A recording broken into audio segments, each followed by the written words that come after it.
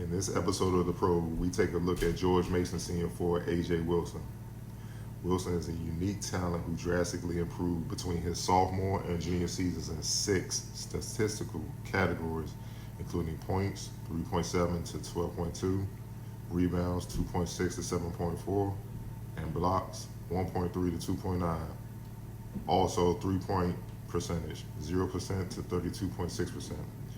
Wilson performed at an all-conference level last season and is arguably the best defender in the conference.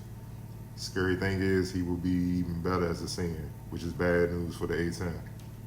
Let's get started. Pick and roll action between George Mason point guard Xavier Johnson and forward Josh Adoro. Adoro drops the block to post up, replacing Wilson, who runs to the top of the key. This causes a lot of confusion defensively for St. Louis, who are lost trying to figure out who to switch on to. Wilson receives the ball, crosses over to St. Louis big Jimmy Bell Jr., and scores inside. Mason got the advantage they were looking for by having a quicker Wilson one-on-one with 6'10", 270-pound Jimmy Bell Jr. Patriots point guard Jamar Hartwell II brings the ball up.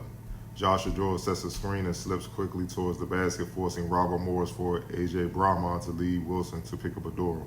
Wilson flashes out to the top of the key, and with the miscommunication from Robert Morris defensively, he finds himself wide open.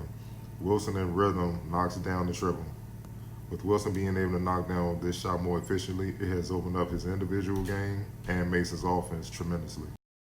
Jordan Miller on the break passes out to guard Javon Green for potential 3, but St. Joseph does a good job of taking away his airspace. Wilson is aware that in transition, St. Joe's big Lorenzo Edwards does what bigs are taught, run basket to basket. With him deep in the paint, Wilson pops out to the top of the key once again. This time, Wilson sees Edwards running out, so he pump fakes, freezing Edwards, drives right, and dunks it home. Wilson's improved three-point shooting now sets up easier scoring opportunities for Wilson to do what he does best, use his athleticism to attack the basket. This is A.J. Wilson's signature play. He's done this since I first saw him as a sophomore in high school. TCU is in transition. Wilson sprints back and blocks the layup attempt off the glass with both hands. This is another aspect of Wilson's game that separates him. His motor, his knack for blocking shots, the hustle plays. He never turns it off. These are the plays you win games and championships with. When it comes to intangibles, Wilson is elite. Pick and roll action between George Mason point guard Xavier Johnson and Wilson.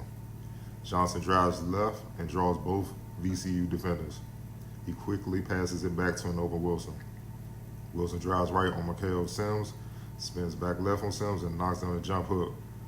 Another example of how much Wilson's game has evolved is how he can attack off the bounce and his counter moves to score with the basketball.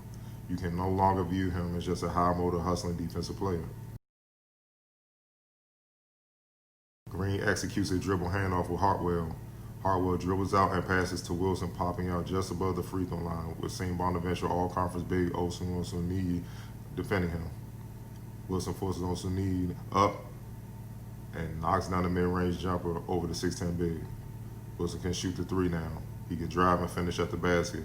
Now, as you can see, he can score from mid-range. He's a 3-level threat offensively now, a huge leap from a couple seasons ago. Johnson passes to Wilson outside 3-point range. Wilson fakes like he's about to do a dribble handoff with Green, then he quickly accelerates towards the basket and finishes strong. Great awareness from Wilson to pull off this play. UMass had no chance to recover and contest Wilson. Pick and roll action between Xavier Johnson and A.J. Wilson. Johnson drives right down the sideline, drawing 2 St. Joseph defenders. With the tension on Johnson, Wilson cuts down the lane. Johnson delivers a bounce pass to Wilson in stride, and Wilson tries to rip the rim off the basket. Wilson is very effective scoring on the move as well. Wilson is a sleeper as an NBA prospect. I can see most front offices looking at him as a tweener and his okay efficiency from behind the arc as reasons why they would look elsewhere when it comes time to acquiring him. I can also see some franchises who value player development taking a chance on this late bloomer due to his motor, blended size, and athleticism and versatility. Wings with these traits are all over the NBA right now. Besides, the leap he made in one season shows he's a worker and still has some room until he reaches his full potential.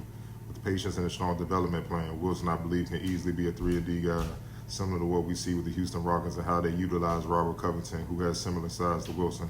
It took time for Covington to find his niche in the league, but when he did, he's been one of the better role players in the NBA. I wouldn't be surprised to see Wilson on a similar path in the years to come.